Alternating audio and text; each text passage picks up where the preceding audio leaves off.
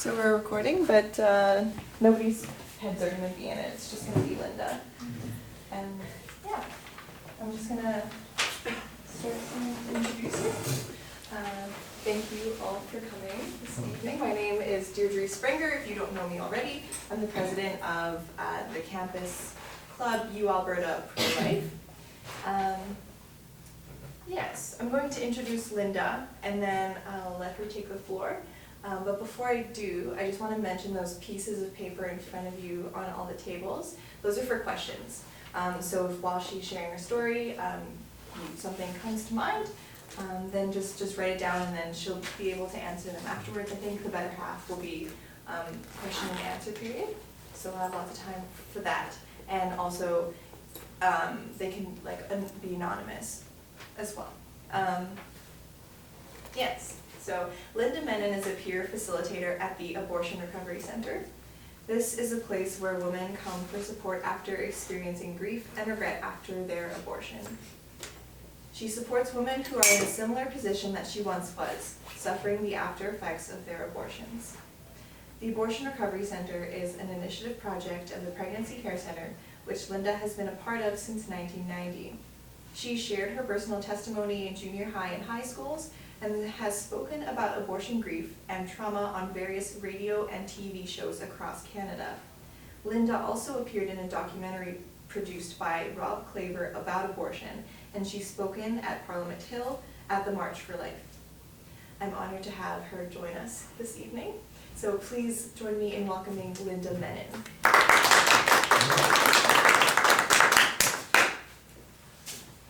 Thank you, Deirdre. Okay, well, welcome. I'm glad you all came out on this kind of cool evening. They say you're always supposed to start your talk with something funny, which is the light mood. So, compliments of my mom. She sent me this today, and I thought, this is cute. I'm going to read this.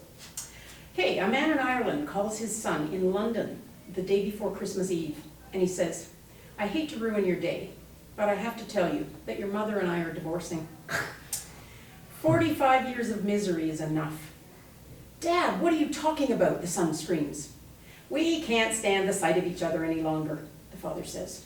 We are sick of each other, and I'm sick of talking about this. So you call your sister in Leeds, and you tell her. Frantically, the son calls his sister, who explodes on the phone. Over my dead body, they're getting a divorce, she shouts. I'll take care of this. She calls Ireland immediately and screams at her father, you're not getting a divorce. Don't do a single thing until I get there. I'm calling my brother back and we'll both be there tomorrow. Until then, don't do a thing. Do you hear me? And then she hangs up. The old man hangs up the phone and he turns to his wife and he says, done. They're coming for Christmas and they're paying their own way. Yeah. I thought that was very cute. Yeah. Subtle hint, maybe my mom wants me to come home for Christmas.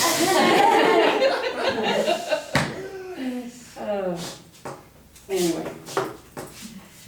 Okay, well, as Deirdre said, I have had a bit of a checkered past as far as my abortion history.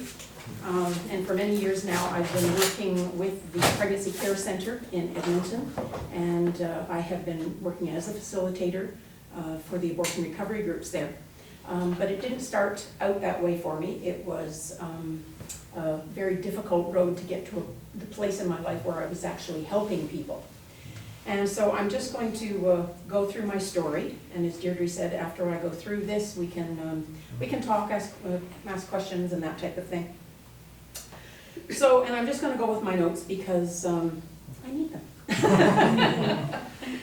Okay, so when I was a very young girl, I had a dream. I don't know if the other women in this room, if you ever had dreams when you were little, but I thought, okay, by the time I'm 22, I can remember having my little tea parties with my friends thinking, okay, by the time I'm 22, I'm going to be married, I'll have a very nice husband, and I want 2 children, no more, and everything's going to be wonderful, and it's all going to be like it is in the movies. And, you know, very fairy tale-ish. Unfortunately, Hollywood is nothing more than fiction. And unfortunately, my dream was fiction as well. In my early years, I spent living in a family that was very, very dysfunctional. There were days where I would come home from school and I didn't know what would be happening at home, whether there would be things flying through windows, people screaming at each other, or whether I was going to come home and it was going to be like three days of silence and nobody's talking to anybody. It was a bit of a, it was a war zone at home. So by the time I was 14 years old, I had already attempted suicide from the type of stuff that was going on. It was just a very difficult environment. And then by 19, I was facing my first unplanned pregnancy. I was very badly beaten when I told my boyfriend that I was carrying his baby. Our relationship ended that evening with the police arresting him. And then the officers escorted me home to my mom. And I was faced with the reality that I had to tell her that I was carrying her first grandchild. At this point, my mom, this was back in the early 70s, and at that time, it was very, very taboo to be involved in sex outside of marriage, anything like that. Absolutely different than the culture is today. And so my mom, she was feeling ashamed. She was devastated that her little girl had ended up pregnant out of wedlock. So we talked about what we should do that night, and I can remember just curling up in bed with her. And my dad was in the hospital at the time. He was having a gallbladder operation when all of this happened. And interestingly enough, on the night that I have to tell her that I'm pregnant was the very first time that I can remember feeling really cared about by my mom, because this was a devastating thing that had happened, and the two of us were alone together, and she just said, "Come on, get in bed with me," and we basically just spooned, and she held me, and I cried all night long, type of thing. But it was the first time that I actually felt my mom really cares about me, even though we decided together that the best thing to do would be to have an abortion. As I said, it was the early 70s, and therapeutic abortion had just become legal in Canada. And so basically, to cover up what I had done, I chose to abort my child. I chose death for my child. We were told that abortion was going to be a relatively painless procedure, that once it was over with, that everything in my life was going to go right back to the way it was before I got pregnant. Not so. That wasn't the case. Mom dropped me off outside the hospital. She was too embarrassed to go in with me, so she just left me at the curb, basically, and I walked in. It just seemed like this sidewalk that I was walking into the Women's College Hospital in Toronto. It seemed like it was an eternity for me to get in there. After the procedure took place, I woke up in the recovery room, and I was very, very confused, and I couldn't stop crying. When Mom came and got me, I remember saying to her, "I don't understand why I'm so sad. I just don't understand." Because they assured me that after this was over, everything would be okay. And I was just like devastated that it wasn't. I knew that day that life would never be the same. I had an acute awareness now that I was less than I ever had been before. The sadness, it didn't go away. It just seemed to submerge deep in my soul. It became a part of me. That was quickly joined by shame, which told me you can never tell anyone. If you ever want to be accepted again by anyone, you have to keep this a secret. No one can know. And one of the things about abortion is that in the public, the pro-choice people say, you know, yay, yay, yay, abortion is okay. And then when the girls go and have the abortions, after the fact, they're not there for them when the fallout happens. And nobody's there to really recognize that there's an aftermath of the choice that they don't tell you about beforehand. About a year and a half later, I was the victim of an incestuous rape. I felt defiled, and I was filled with fear and shame. My next period didn't come. I was horrified when I realized that I was pregnant again. At this time, My parents were right in the middle of the most horrific divorce that you can think of. It was just very, very devastating for myself and for my younger brother, and obviously for my parents. And because all of this had happened at the same time, I didn't want to add my problems to the mix of what was going on. And I can remember a comment that my mother made after we had seen a doctor, after my first abortion had taken place. And the doctor asked me if I wanted any type of contraception or anything. And my mom didn't even give me a chance to answer. She just jumped in and she said, "Oh no, doctor, she won't have any need of that." And so I knew that my mother just expected that this, sex outside of marriage wasn't going to be a thing in my life anymore. And so when I had to confront her with the fact that I was pregnant again from this horrible situation, I just couldn't do it. So I basically handled this particular situation, this crisis, the very same way I handled the first one. So at 14 weeks gestation, I called a crisis hotline in Toronto, and they made an appointment for me at a pro-choice clinic. The clinic arranged for my second abortion, and it was carried out within a matter of days. The abortionist, I can remember, he treated me very, very rudely. I was lying on the examining table, and he basically just said to me, "You got exactly what you deserved." And I was speechless. I couldn't talk. I just started to cry. And yeah. So the second procedure was done, and afterwards, similar to the first, I couldn't stop crying. The sense of shame and guilt and being so alone with my pain and my secret was overwhelming. I came to the conclusion then that life was basically a joke and it was all on me, and if I was going to survive this situation, if I was going to survive life, period, considering what was going on, I had to basically harden my heart. I had to get as callous and as unfeeling as I could possibly get, and I felt that way I will at least be able to function and I'll be able to survive and go on. So that's exactly what I did. I hardened my heart. I became promiscuous because in my mind I had already crossed the line. I felt that I was garbage already, and so it didn't matter what I did.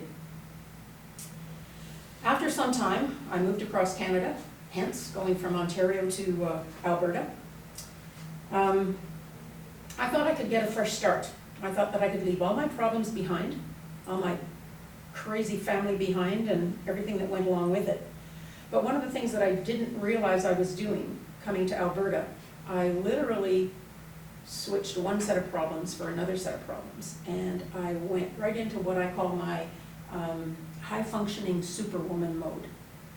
And basically what I was doing is I was striving to have the best clothing, the best career, the best home, everything that you could think of that was sort of like high-end, I wanted it. But I didn't realize at the time that I was really just compensating for my deep feelings of worthlessness. I literally felt like I had no value, so I had to put an outward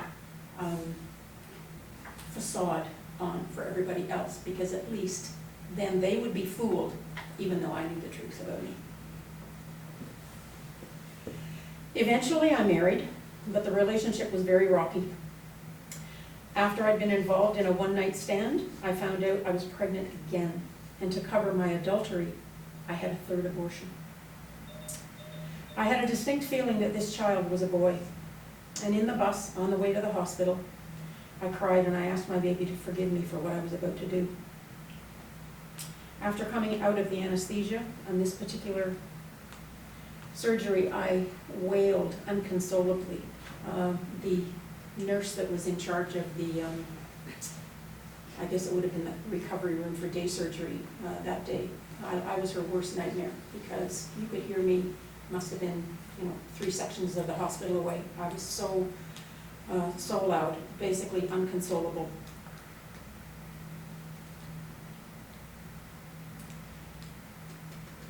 After I went home, I was just consumed by condemnation and despair.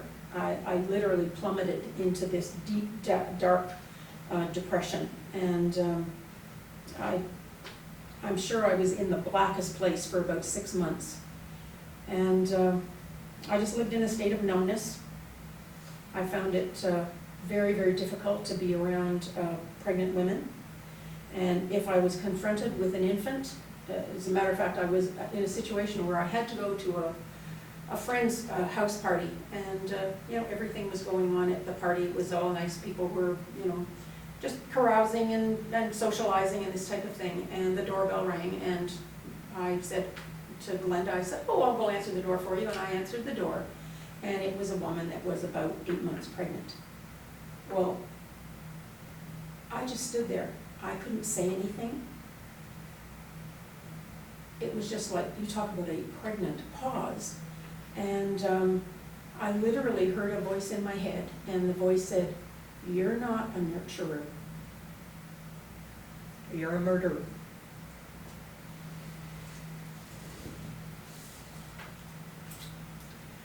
To make matters worse, my husband and I were never able to have any biological children.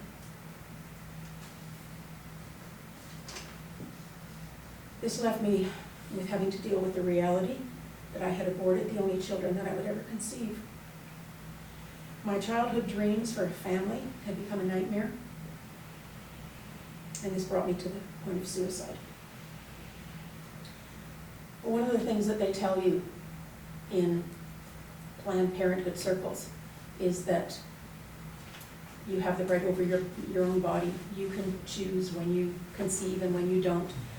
If it's not convenient for you right now, you can have an abortion, and 2 or 3 years down the road, when you're more ready to have a family, then you can, just go ahead and do that. Well, that's not always reality. You're never guaranteed anything in life.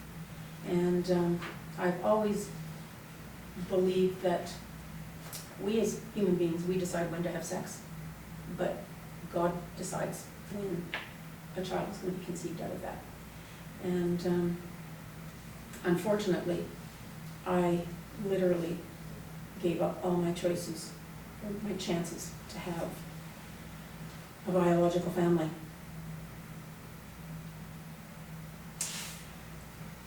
As I said, this brought me to a place of suicide, but I had a miraculous encounter with God. The night that my first boyfriend tried to kill me, when I told him that I was pregnant.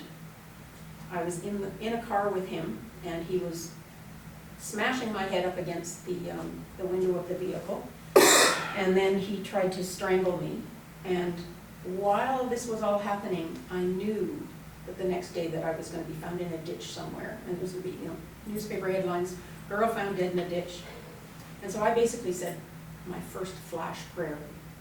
I said, "God, if you can get me out of this situation, I will never think about taking my life again." Because as I said, I had tried to commit suicide at 14. And then in this situation, I realized, wait a minute, I don't want to die. And so I said this prayer, and literally, miraculously, I was able to get away from him, to get help, and that's when the police came into the situation, arrested him, and I was taken back to my home. So fast forward, like 15 years later, all these abortions had taken place in my life, and I'm literally at the place emotionally where I'm suicidal again. And I'm sitting in my bedroom at my home here in Edmonton, and I had decided how many pills I was going to take, when I was going to do it, the whole 9 yards. And I was just sitting there, and I literally, at the end of the bed, I'm sitting, and I heard a voice in my head, and the voice said, "We have a deal."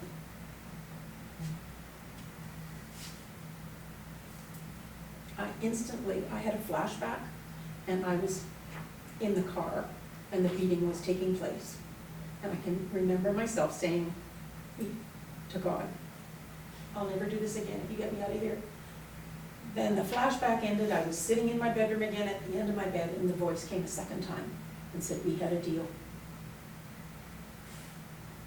So I figured, being as smart as I am, if you make a deal with God, you can't break it. So I knew that I couldn't take my life that night. So I didn't do anything. I just said to God, I said, "I don't really know if you're real or not, but I said, if you are, please help me, And I just laid my head on my pillow and I just cried myself to sleep that night. Within about 2 to 3 months of that time, I was in a situation where I went back to Ontario to visit my folks. And while I was there, unbeknownst to me, my mom, she had rededicated her life to God, and she had been going to church and everything. And I didn't know anything about this, so I just went home to visit because I needed to get away from the problems that I was having in my marriage and where I was feeling emotionally. And so I went home, and my mom was watching all these stupid Christian television programs. And I'm like, oh, please. But anyway, I watched with her because I was too emotionally drained to even argue with her, so I just sat and watched the programs with her. And literally by the end of 1 week of having watched these programs, I had enough of the questions that I had in my mind about God. I had enough of them answered that I literally had an encounter with God that next weekend. And basically I sort of underwent a glorious salvation. Literally, in God's mercy and His grace, He saved me, forgave me for all of the stuff that I had been involved in. And yeah, He just reached down and He pulled me out of my sin and my brokenness and miraculously saved me. So at a church that I had attended, I heard about the Pregnancy Care Center here in Edmonton, and I wanted to become a volunteer. I wanted to help other young women that were in crisis pregnancies like I was. And so while I was attending their volunteer training, I shared my story, and for me it was an emotional floodgate that just burst because I'd never told anyone before. And very lovingly, the director, she prayed for me and she encouraged me to deal with the fallout from my abortions. So I did undergo the program that they had at the time, and I was able to forgive myself and experience the peace that only Jesus can offer. What we find is many women, even if they end up getting in a situation where they feel God's forgiveness at some point, they can accept that they still aren't able to forgive themselves. And so one of the things, the big hurdles that we end up dealing with at the Abortion Recovery Center is this whole aspect of the woman dealing with the reality that she can't let herself off the hook for what she's done, even though she knows God's forgiven her. So my initial healing, as Deirdre was saying, I've been with the center doing this kind of thing since 1990, and I got my healing in 1989. But more recently, there have been some new curriculums that have come out in the whole area of post-abortion healing. And in order to teach that, we had to go through the prerequisite of going through the whole program ourselves again as participants. And in the intervening years, the curriculum had changed to the point that they had added so many things to it that dealt with the grief side of things that weren't in the original healing curriculum that I had gone through in 1989. So I found that this new curriculum was very helpful for me because it was so in depth, and that it enabled me to reach a level of healing that up until then I had not experienced. For all of these years, I couldn't hold an infant. Like if I was going to a baby shower or somebody at my church or anywhere that I was, even a relative had a baby, it was just like, it's okay, you hold them. You know, I just had this feeling of being very uncomfortable and unworthy, and just like I didn't want to go there. But during one of our sessions, we took part in an exercise where we were given the opportunity to hold soft baby bundles that represented our aborted children. So I held 3 bundles, and as I held them, we also had exercises where we had to write letters to our children. So I was holding these baby bundles, and I was reading the letters that I had written to the children.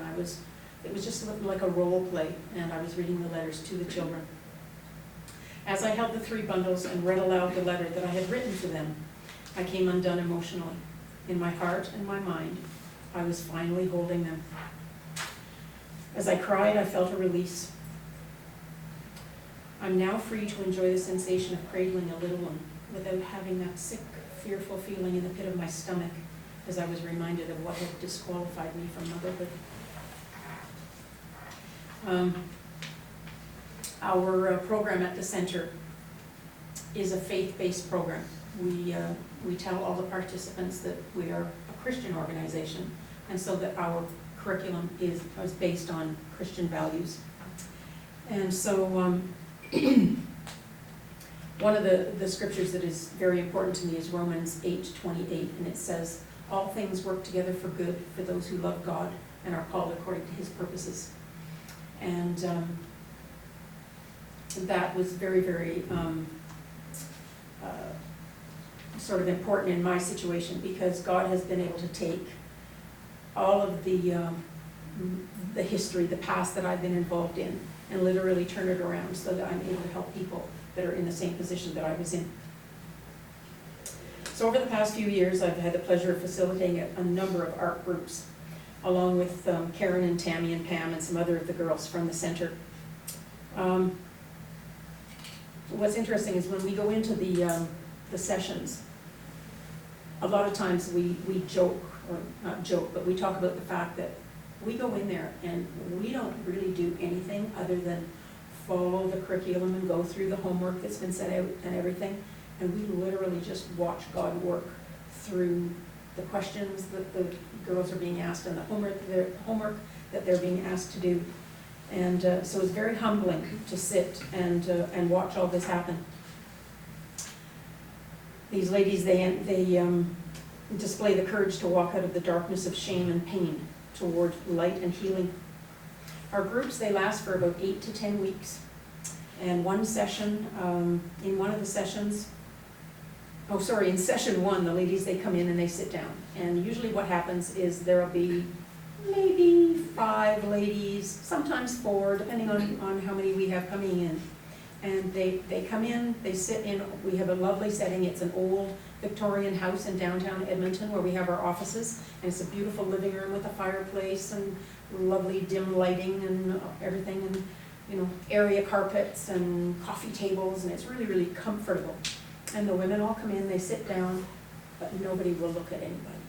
Like, their eyes are lowered, they're kind of either twiddling their thumbs or looking at their purses or whatever. They're basically experiencing a lot of shame. So there's no eye contact, and the anxiety levels are quite high. It's the fear of the unknown. What's going to happen in group? Am I safe here? Will I be judged? These are some of the things that they're thinking. So as we progress through the sessions, there's a visible change. By the end, heaviness gives way and is replaced by lightness and peace. Heads are lifted, shoulders are back, and there are even smiles on their faces. There's release, laughter, joy, and thanksgiving. It's truly an honor to be trusted with their hearts as they make themselves vulnerable and they share their pain.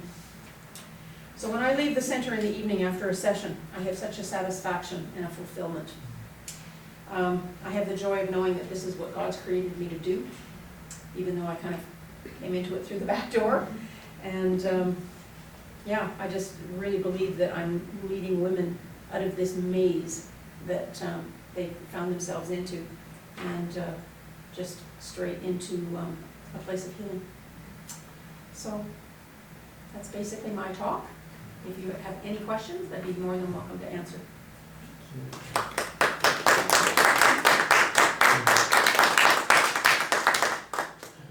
So if you guys have any questions, please write them down, or raise your hand if you feel comfortable with that, and then we'll pass them along. And I won't be shocked with anything. I have something I could share you in a different way. Okay. I have a daughter myself that she also hid from me that she was pregnant.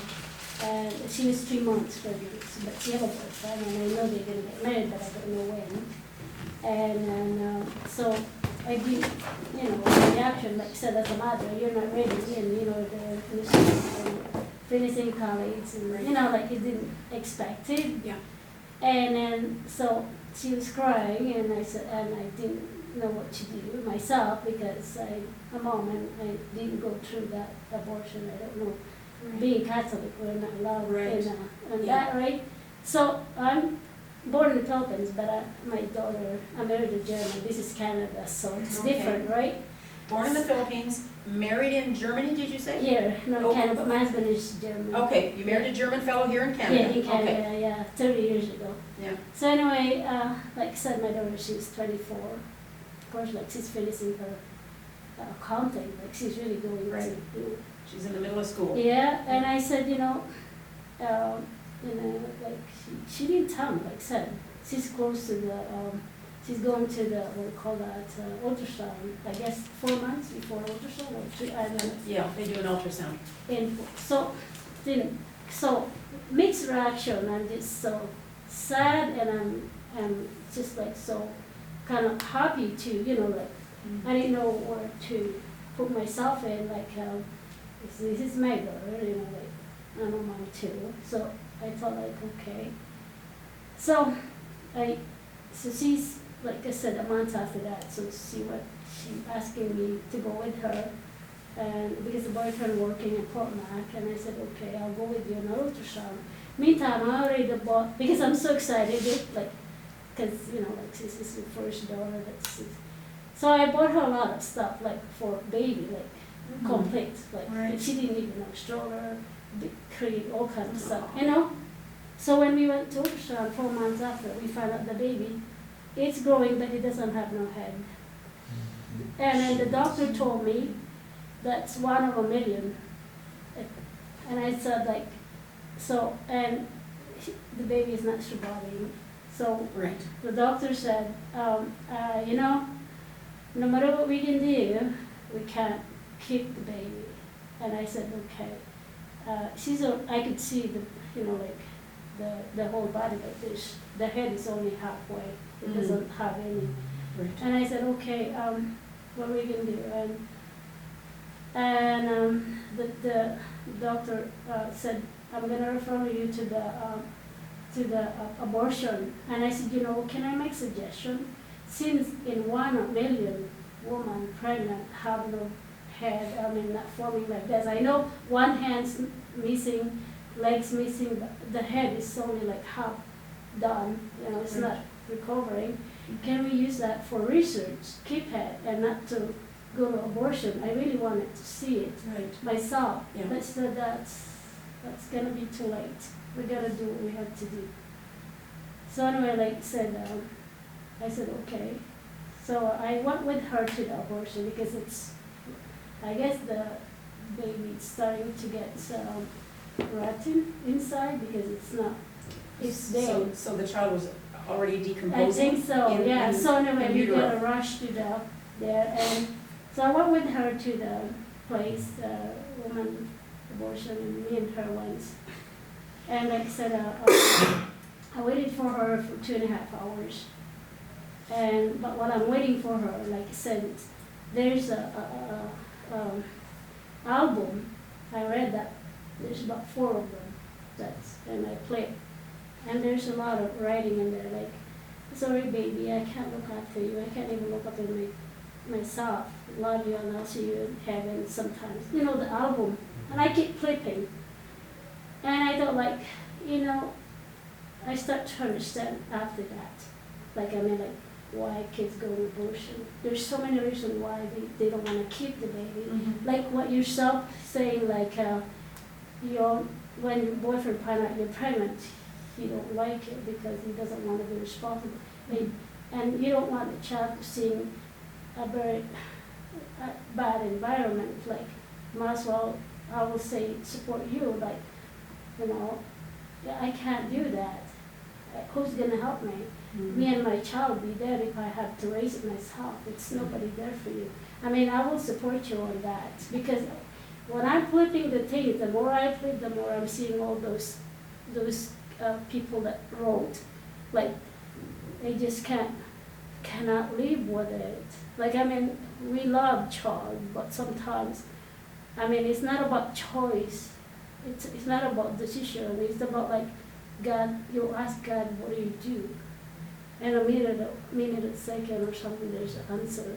So God did that for you, give that to your answer. You make the decision. So the album that you say that you were flipping over, where was this album? At Is it the- at the abortion? Yeah, the Okay. abortion. Okay, And like I said, a minute I open it and flip it, there's about 3 of them, every chair, Mhm.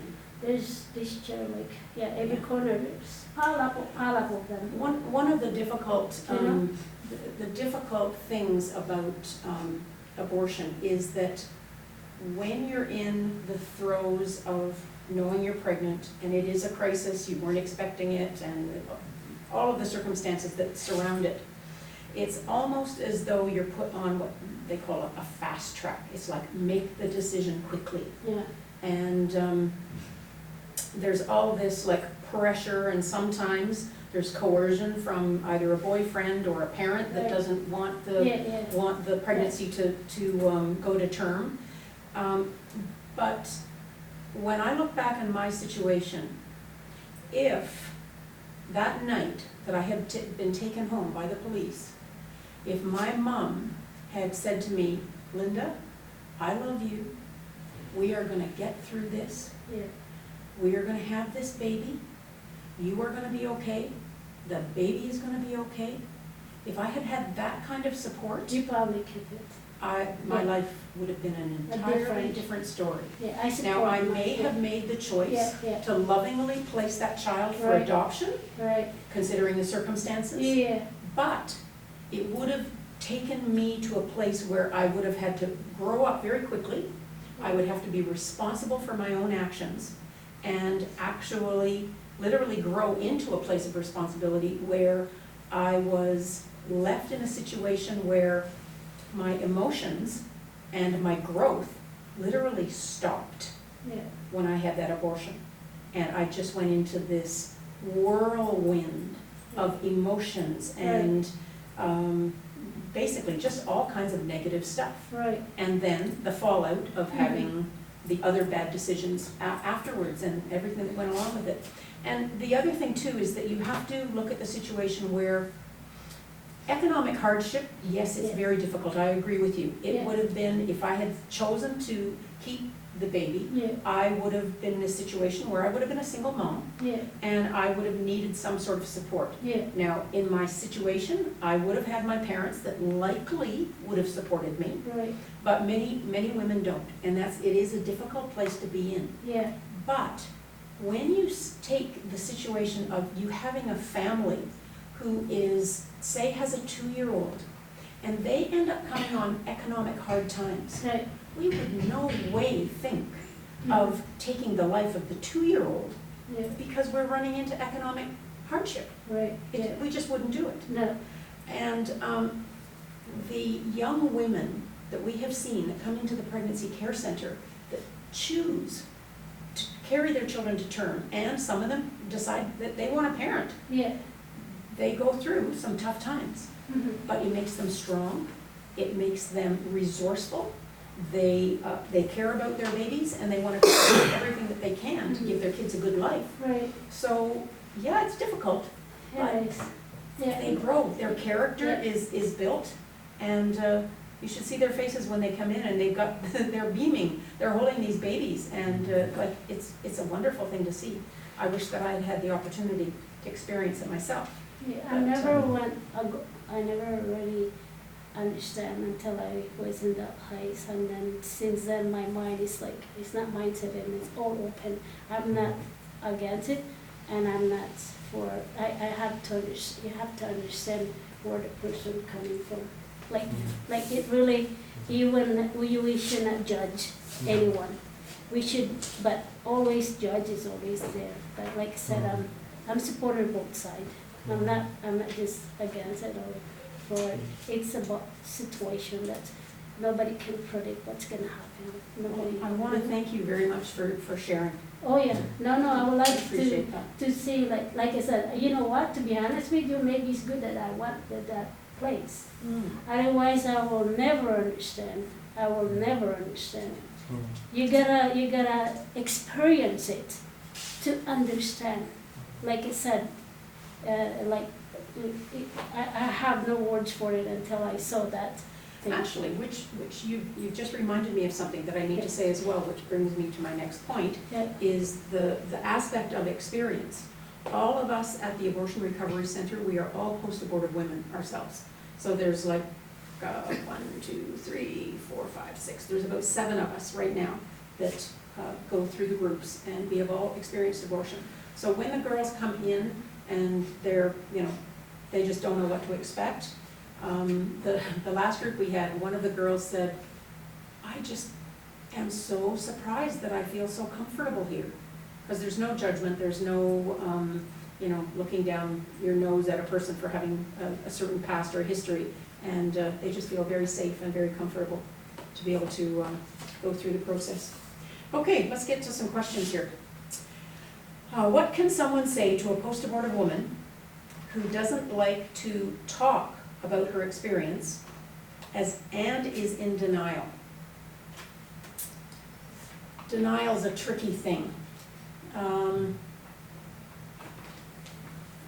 It depends on how in denial she is. We have a whole section in the beginning part of our curriculum that deals with breaking through, or at least easing the woman out of denial. The question of the denial, what type of denial is it? Is it the kind of denial where she denies that she has a problem at all? Or is it the type of thing where she denies that, she's actually having emotional difficulties and she denies the fact that she needs help? She just wants to keep it hidden. So if I knew which situation it was there, we could address it differently. If she was just having emotional trauma and she didn't want to talk about it, what I would do is very gently just say, look, I know of a place that helps women who've had abortions, and if you ever need, to talk to them, I can get you their number. And I've got all kinds of business cards and things here that you can take with you, and if they need to talk to somebody, they can call us. We do intake appointments all the time where we can determine whether the person is ready for post-abortion healing or not. Sometimes they are, sometimes they aren't. And as I said, if they're at least out of denial enough to recognize that they do need some help and they come to us, we have a section in our curriculum, as I said, that deals with it. And how we deal with that is basically we replace the lie of what abortion is with the truth. And when you really see what abortion is, then, and we do it in a way that it's not harsh. We don't show graphic pictures to the women, anything like that. But what we do is we just go through the steps of fetal development. We talk about all of the things that happen at the different stages of pregnancy. And they identify the time that their abortion took place, the gestational age that their child would have been. And so we're able to look at the fetal development books and see what was happening at that point. And when they recognize what a child in utero looked like at, say, 16 weeks, maybe when they had their abortion, and they recognize, oh my goodness, this child has fingers, has toes, has, like, we're dealing with a whole child. This is not a blob of tissue like they tell you when you go into the abortion clinic. This is a real child. And so as you gently go through that process of revealing all of that, then the women, they come out of the denial. So does that answer that question good enough? I hope.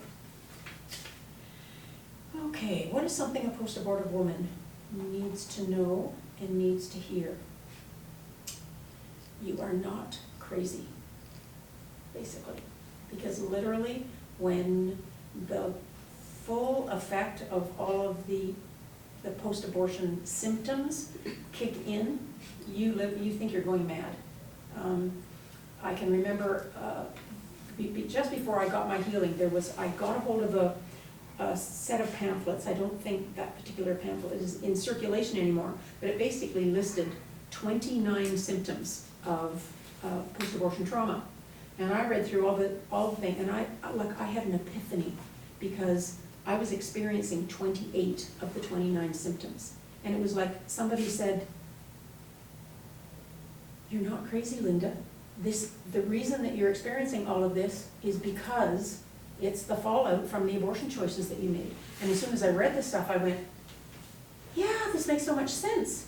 And it literally put not a label, but it gave me something to hang on to realize that this isn't just crazy making that's going on in my head. There is something actually wrong, and I gotta get it fixed.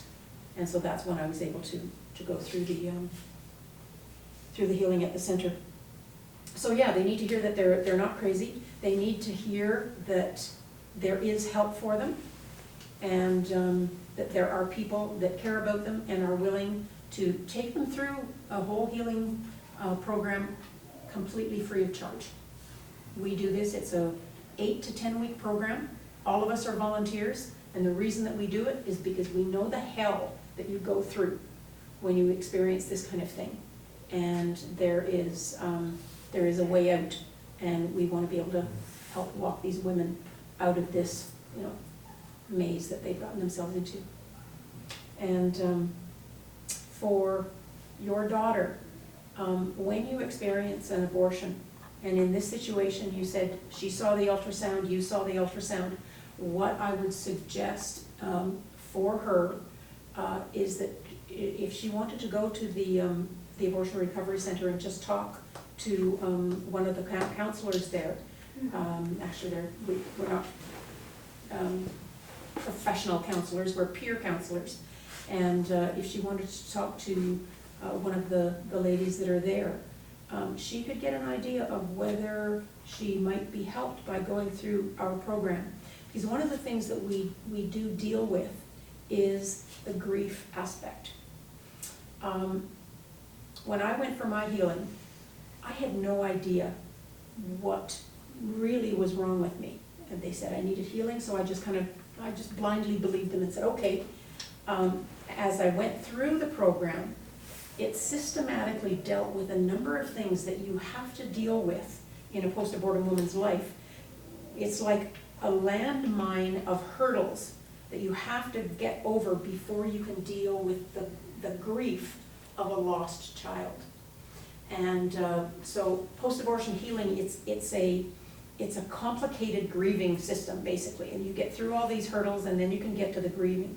So your daughter likely needs to grieve the loss of that child that she was able to see in the ultrasound, and that she was able to connect to. And even you had said that when you first found out, there was something inside you that was, even though you were shocked and upset, you were happy.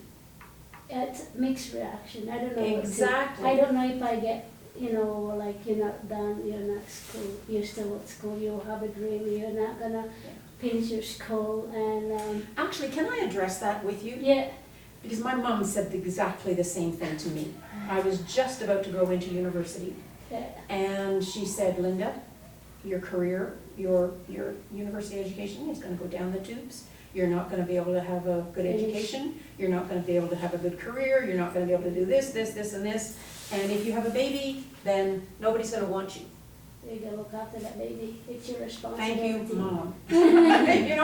But the reality is, when you're in a situation like that, and we deal with it all the time, the women that come to our center that go through crisis pregnancies, they choose to have their children, they do continue on with their studies.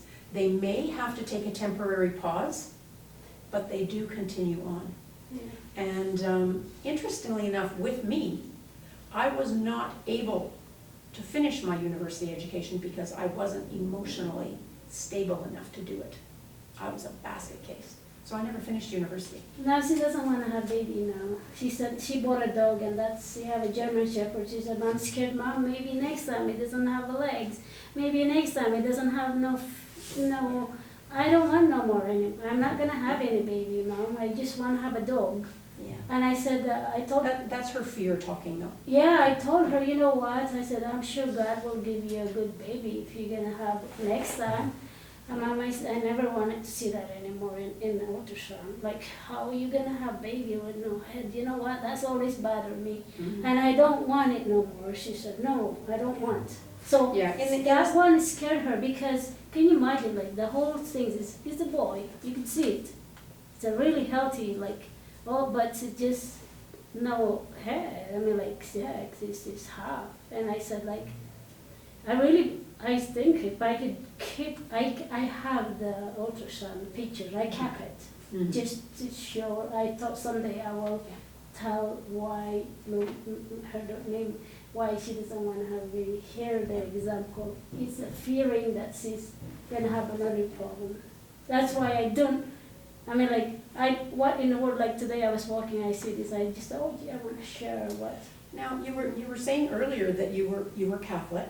Uh-huh. Does your daughter go to church at all? Or Well, anything? you know, in my country, different. In here, my husband, he's a United Church, like it's in a United Yeah, Church. I understand.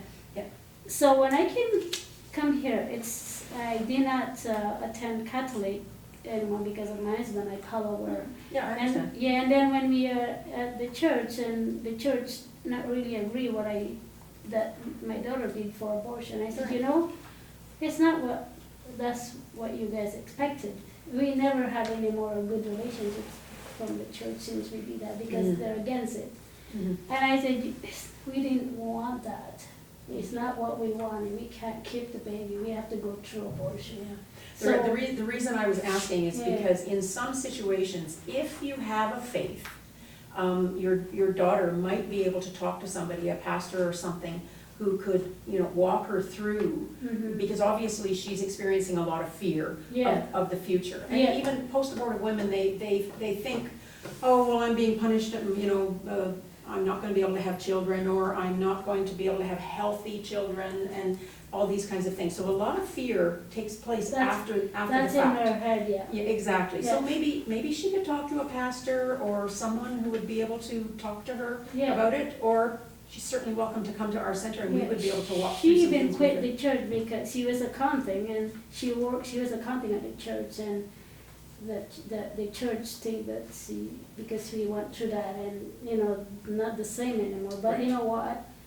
God knows why we did that, and I don't have to make you believe, I don't have to trust, I don't have to make you not to trust us being like this. And Yeah. like they have a mindset too at the church, like stuff like that. So that's kind of took us away from our freedom. Church attendance and. Yeah, Right, I they understand. take you away from it. Yeah, It's I understand. so much things that they don't understand. Yeah. When you mention our abortion, think it's bad right away. Like, you're bad, you killed. No, we didn't. It just didn't work. It's not, we chose it. It's not like, so that's things like we have to have, like, if I could, like, God knows what she went through with that, when she was in that room. I walked with her. Okay, I'm just gonna go on and do a couple more Sure. questions here, Yeah. okay? Okay, the question is, how did your husband handle your previous abortions? And how did your husband handle your previous abortions and, the one you had in your marriage, okay. Yeah, interesting.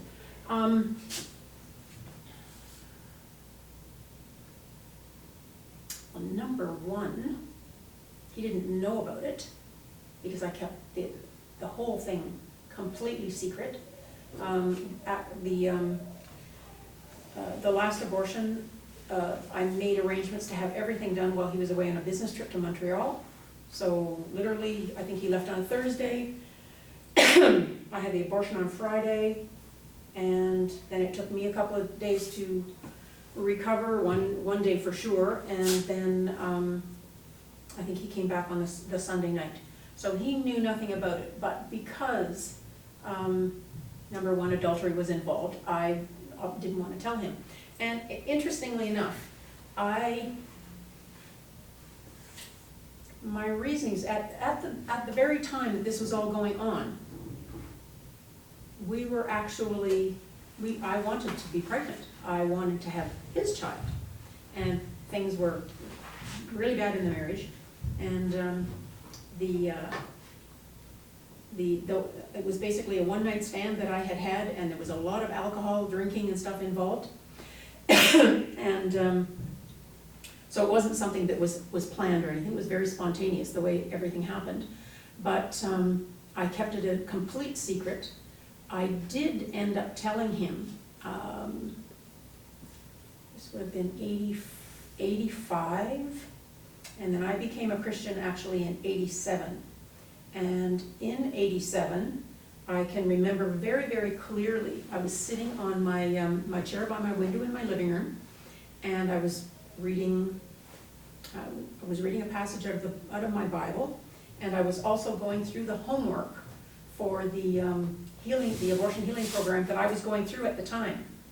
And I literally, this is weird because this is one of the ways God talks to me. I heard the word disclose. I thought, what? And I heard it again, disclose. And then I was just doing my stuff, my post-abortion healing homework, and I realized I've got to tell him. I've got to tell him everything. There can't be a clean slate. I can't go forward with all these lies in the relationship because nothing will ever be healed or could get fixed with all this deceit that was going on. So I basically came to a place where I did tell him about the abortions. He knew about the first 2 abortions that I had had years earlier, but when I told him about the third one, he was very upset, and we did go for some counseling and all of that kind of thing, and we dealt with it, but it wasn't easy, and but it was just a reality of the situation, and we just went forward. So, any other questions? We're actually, I think we're time, it's yeah. 10 after 8. So. Yeah, we're 10 after 8 right now, but by all means, if you guys want to stick around and ask Linda a few more questions, and Yeah, please before take a you look at leave. the resources she brought. Yeah. Just quickly, I'll just tell you some of the pictures here on the left-hand side of this display. These are done by our post-abortive clients. What they do is when we come in one of the first weeks, we give them this exercise and we say, okay, we want you to go home and use whatever means you can to do a physical display of what your abortion wound looks like. What the whole aspect of you, your emotions, your soul, whatever. And these are some of the pictures that they come up with. This one, no name, stress, help, she's blue, my secret, ruthless killer, and she's got a gravestone here. And then this one, she's got her feet wrapped in barbed wire. So there's just a lot of pain and bondage and stuff like this that they're experiencing. So you can take a look at those, and these are the books, the curriculum that we use. We have 2 main curriculum that we're using. This one here, Living in Color and Surrendering the Secret. This one we use if we're specifically dealing with Christian clients who want a really faith-based program. And then we use the Living in Color when it's clients that are not necessarily Christian. And they are faith-based, as I said, but they're not overtly Christian. There's not a lot of scripture or anything like that in them. Any of these pamphlets you can take. I've got some business cards for the center. You can take those as well. And please, if you know people who've had abortions and you can gently, guide them towards our center, we would be more than happy to have them and hopefully, lead them into a place of healing as well. Okay.